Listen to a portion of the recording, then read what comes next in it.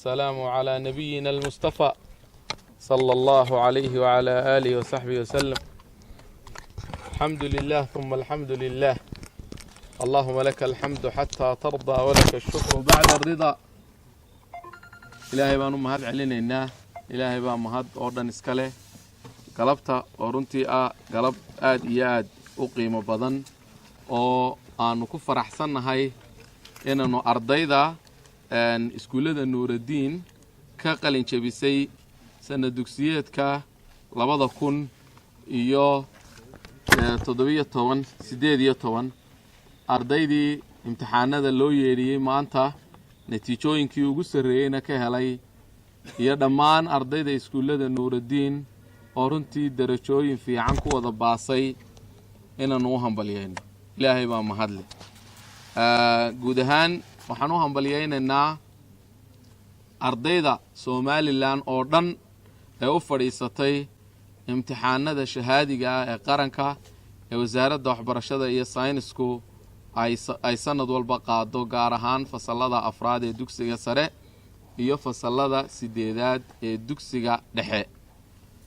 tiro 30,000 oo arday ku dhow ayaa u fadhiistay. sidaad ka warqabtaan ardayda iskuullada Nuuraddiin u fadhiistay ardayda primary-gu waxay ahaayeen tiro marka la isku daro iskuullada branchiyada kala duwan 700 iyo siyaado arday ama 750 arday bay noqonayeen, halka dugsiyada sare marka la isku daro iyaguna ay noqonayeen 720 arday. 1,400 ee arday ama 1,400 iyo siyaado ama 1,500 oo dhow ayaa runtii ka qalin jabiyay dugsiyada dhexe iyo sare marka la isku daro. alxamdulilah, ardaydaasi si wanaagsan ayay u wada baaskareeyeen, natiijooyin wacanna way heleen. ardayda Somaliland ee imtixaanada ku guuleysatay iyo waalidkooda iyo maamulayaashooda iyo macallimiintooda guud ahaan dalkoo dhan runtii hambalyo weyn baan u diraynaa. gaar ahaanna waxaan u diraynaa ardaydayada oo sidii runtii dadaalkooda iyo tacabkooda aad ka arkayseen natiijada aad u muujiyey. ardayda aan idiin sheegay dugsiyada sare ee Somaliland waxaa u fadhiistay tiro aad u fara badan oo arday ah. tirada markaa 10 arday ee ugu sareeyay marka waddanka oo dhan la eego, runtii ardayga ugu sareeyay jamhuuriyadda Somaliland oo dhan macal soos oo runtii gaar ay wasaaraddu u saarto oo natiijooyinkooda si gaara loo xuso. ardayga ugu wada sareeyay waddanka oo dhan waa Cabdisamed Cabdirasaaq Cawil Jaamac. markaa Cabdisamed inuu halkan hortayda soo joogsado. Cabdisamed Cabdirasaaq Cabdibaasid Cabdirasaaq Cawil Jaamac. cabdibaasid cabdirasaaq cawil cabdilaahi raaliga ahaada waa cabdibaasid cabdirasaaq cawil cabdilaahi. maa shaa allah baad oranaysaan. maa shaa allah tabaaraka allah. maa shaa allah tabaaraka allah. maa shaa allah tabaaraka allah. ilaahay il iyo cawriba ha ka duwo, il iyo cawriba allaha ka duwo. wuu mahadsan yahay cabdibaasid cabdirasaaq cawil cabdilaahi. kaalinta labaad ee jamhuuriyadda Somaliland waxa galay ardayga la yiraahdo Cabdiraxmaan Sheekh Yaasiin Ibraahim Cabdiraxmaan. maa shaa allah tabaaraka allah. maa shaa allah tabaaraka allah. inankaa hore ee aan idiin sheegan ku yidhi dalka oo dhan waa ninka hogaaminaya 907 dhibcood sida riboodka ay wasaaradda waxbarashadu soo saartay oo aan gacanta ku hayo ee hortiina ka muuqda ayuu runtii ku guuleystay. natiijadaasuu ku guuleystay. waxaan leenahay mabruuq, allah barakeeyo. cabdiraxmaan sheekh yaasiin asoo istaaga halkan isaguna insha allahu tacaala. cabdiraxmaan sheekh yaasiin ibraahim cabdiraxmaan soo istaag. alxamdulilah, maa shaa allah baad igu caawinaysaan insha allah. maa shaa allah tabaaraka allah. maa shaa allah. waad mahadsantahay cabdiraxmaan. fadhiiso. kaalinta saddexaad ee waddanka oo dhan waxa galay ardayga la yiraahdo Cabdiqani Maxamed Daawud Jaamac. Cabdiqani mayna soo gaadhay weli. Cabdiqani wuu soo socdaa waa yahay.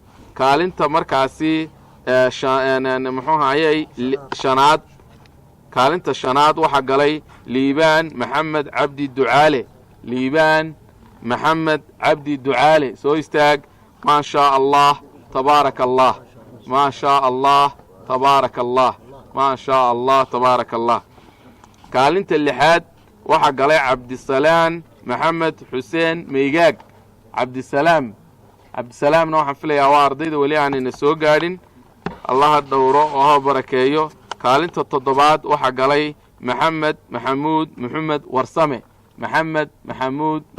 warsame ardaygaasina weli inoomu iman kaalinta sideedaad waxa ku jirta inanta la yidhaha hibo axmed fawsi cumar hibo way joogtaa soo dhowow hibo ma sha Allah tabaaraka Allah ma sha Allah tabaaraka Allah hibo ma sha Allah tabaaraka Allah waaye waxa kaalinta muxuu hayay sagaalaad ku jirta ardayda la yiraahdo nimco maxamed bakri sheekh ma sha Allah tabaaraka Allah ma sha Allah tabaaraka Allah ma sha Allah tabaaraka Allah ardayda Allah barakeeyo ilya cawriba Allah ka ilaaliyo waxa runtii aan u mahad celinayaa oo kale ardayda primaryada labada hablood ee ka socda primaryga Nuuruddin 3 iyo Nuuruddin 2 waa Asma Umar Hassan Abdullahi iyo Muna Mukhtaar Abdi Umar labada hablood kaalin bay wada galeen kaalinta lixaad ayay wada galeen ee dugsiyada dhexe ee Soomaaliland oo dhan ha soo dhawaadaan labada hablood soo dhawaadaan mabruuq baan leenahay iyagana Allah idin barakeeyo soo dhawaada ma sha Allah tabaaraka Allah way joogan labadii habloodba soo maaha ma sha Allah tabaaraka Allah waxa weeyaan waa Muna Mukhtaar Abdi Umar iyo Asma Umar Hassan Abdullahi asmi ma joogtaan filaya waalidkii baa jooga ma sha Allah way tiradaasi waa tiradii ardayda waa marka across the country wadanka oo dhan marka la yiraahdo 7 arday weeyaan ardayda Soomaaliland dugsiyada sare galay waa kaalinta koobaad iyo labaad iyo saddexaad iyo shanaad iyo lixaad iyo toddobaad haddii iskuulada private ka gaar loo soo saaray la eegana waa 8 kaalmood waa koobaad labaad saddexaad shanaad lixaad toddobaad sideedaad sagaalaad marka saasay noqonayaan iyo labada arday ee primaryga ee kaalinta lixaad wada galay runtii waa guul weyn ilaahay baana ugu mahad celinaynaa mahad ilaahay baa iskale xagga marka laga eego guud ahaan Soomaaliland oo dhan ardayda eeda keentay totalka ardayda eeda keentay waxa weeyaan ardayda eeda keentay waa 6 iyo marka Soomaaliland oo dhan la eego 117 arday ayaa ee keenay wadanka oo dhan 117 ka arday 36 kamida ayaa ardayda Nuuruddin ah hadii loo celiyo 100 ama percentage 130 ardayda ee score garaysay ayaa iskuulka Nuuruddin ah hadii dhinaca kale laga eego gobolka Maroodi Jeex oo gobolka ugu ardayda badan waxa ee keenay 56 arday ayaa ee keenay 56 ka arday ee gobolka Maroodi Jeex eeda keenay 36 kamidii waa ardayda Nuuruddin haddii xisaab loo celiyo percentage waxay noqonaysaa ma sha Allah tabaaraka Allah boqolkiiba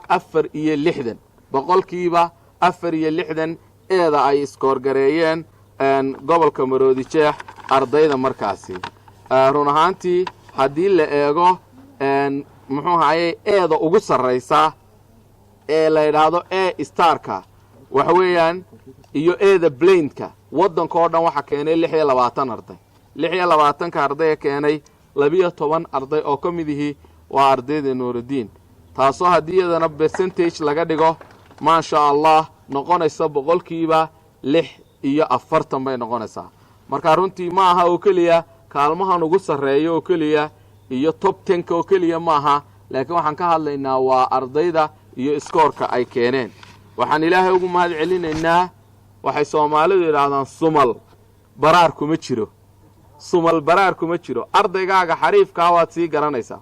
ardaydan waan ku tacabnay, waalidkooda iyo macallimiintooda iyo maamulkooda dadaal badan iyo tacab badan iyo wakhti badan iyo runtii tacab aan la soo koobi karin baa galay. ardaydaasi waxaan u raadinay scholarshibo iyo inay tacliin dibadeed helaan oo weliba ay ku tartamayaan aqoon ee aan ahayn wax muquuno qofna loo siinayo. waxaan halkan kaga dhawaaqayaa ardaydayadaa maanta ku guulaystay jamhuuriyadda kaalmihii ugu sarreeyey inay tartanno caalamiyana galeen oo ay u tartameen imtixaano loo gelayey turkiga, oo ay u tartameen imtixaano loo gelayey maleeshiya oo scholarships ahaa. waxaan sheegayaa ardayga ugu sarreeya oo cabdibaasid cabdirasaaq cawil cabdilaahi ah wuxuu ku guulaystay medicine turkiga ah ayuu ku guulaystay.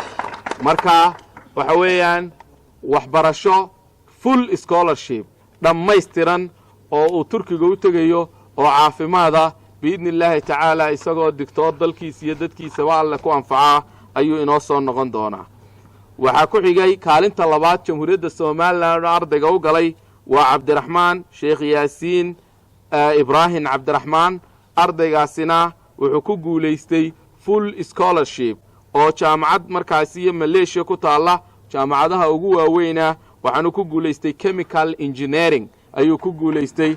maasha allah. ma aha inay maanta guulaysteen, hore ayay u sii guulaysteen. annaga waynoo kala shirabnaayeen, waanuna kala naqaanay ardaydayada. kaalinta ardayga laydhaha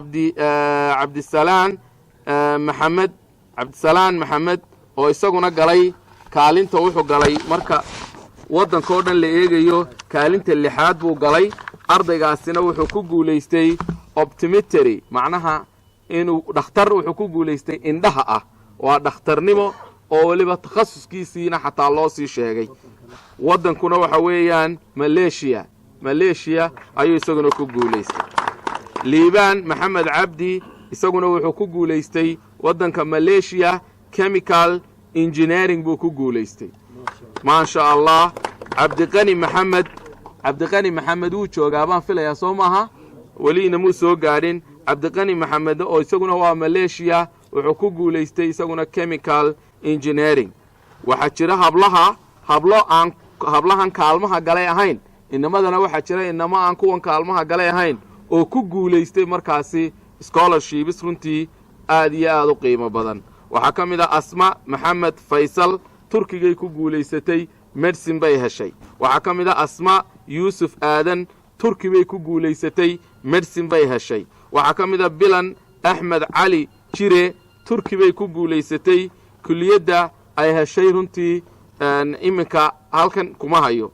muna mustafa ayaa ka mid ah, medicine bay ku guulaysatay. waxaa ka mid ah arday kale oo ardaydan top 10ka galay aan ahayn oo markaasi ku guulaystay computer engineering, oo ku guulaystay medicine, oo ku guulaystay runtii darajooyin aad iyo aad u fiican, kuliyado aad iyo aad u fiican helay markaasi. ilaahay baa mahadleh. aad iyo aad ayaad runtii idinkana idinku mahad celinaynaa. saxaafadda waanu mahad celinaynaa. bulshada somalilan waanu mahad celinaynaa. guud ahaan ardayda somalilan u fadhiisatay oo dhan, waalidka waanu mahad celinaynaa. maamulka iyo macallimiinta tacabkoodii muuqday waxaan leenahay ilaahay idin barakeeyo, abaalkiinana ilaahay jannaha ka dhigo. ilaahay waxaan idinka baryaynaa meel sare inaad gaadhaan. waxaan u mahad celinaynaa runtii wasaaradda waxbarashada iyo sayniska oo uu hogaaminayo wasiirka iyo wasiir ku-xigeenka iyo xafiiska imtixaanaadka, guddida imtixaanaadka, dhammaantood waan u wada mahad celinaynaa. mas-uuliyiinta qaranka oo dhan runtii waan wada salaamayaa anigoo fursaddan ka faa'iidaysanaya. madaxweynaha jamhuuriyadda somalilan mudane muuse biixi cabdi, madaxweyne ku-xigeenka cabdiraxmaan zaylici, dhammaantood oo iyaga laftoodu waxa faan iyo sharaf noo ah. madaxweynaha iyo madaxweyne ku-xigeenkuba waxay ka mid yihiin min awliyaa'i lumuur madaaris nuuraddiin.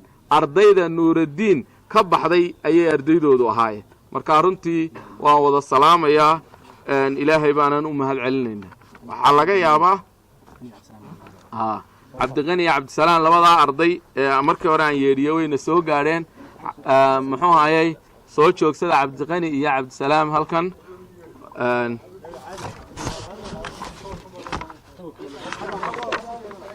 waxa weeyaan waa cabdiqani oo kaalinta saddexaad ah waa cabdiqani maxamed daawuud iyo cabdisalaan oo isaguna ahaa kaalinta cabdisalaan oo ahaa kaalinta lixaad buu cabdisalaan maxamed xuseen meegaag waad mahadsantihiin ardaydaasi xagga dambe inaga soo gaadheen way naga yara daaheen markaa run ahaantii waxaan ku faraxsannahay guushaa ballaadhan ilaahay baanan ugu mahad celinaynaa waxaa laga yaabaa inay dadka qaarkood isweydiiyaan oo yidhaahdaan maxaa soo celcelinayaa guusha nuuraddiin waxaan idiin sheegayaa 3 arrimood oo gundhig u ah oo soo celcelinaya guusha nuuraddiin imtixaanada mar walba ay ka gaadhaan kow ta koowaad waxa weeyaan al-ictimaadu cala allah ilaahay oonu tala saaranno ta labaad waa almujaahada waa dadaal marka alle la tala saarto dadaal iyo tacab in lala yimaado ta saddexaadna waa athiqatu binnafs isku kalsooni ardaydeeda aan ku abuurno inay isku kalsoonaadaan oy kalsooni wax ku bartaan oy kalsooni ku shaqaystaan waxaanan kaloo leenahay